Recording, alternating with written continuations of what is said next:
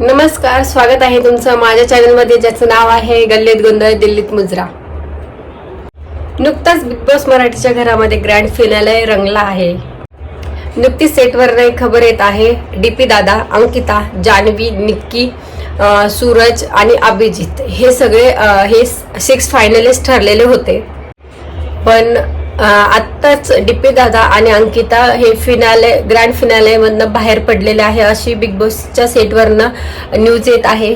दरवर्षीप्रमाणे यावर्षी ही जी पैशांची बॅग असते तो टास्क पार पडलेला आहे आणि त्यामध्ये जान्हवीला असं वाटतंय की तिने घेऊन जावी ही बॅग आणि कदाचित ती घेऊन गेलेली असू शकते ती बॅग, कारण तिचं न्यूज बघता तिचं वोटिंग रेटिंग सगळ्यात कमी आलेली आहे आतापर्यंत, त्यामुळे ती बॅग घेऊन जाऊ शकते.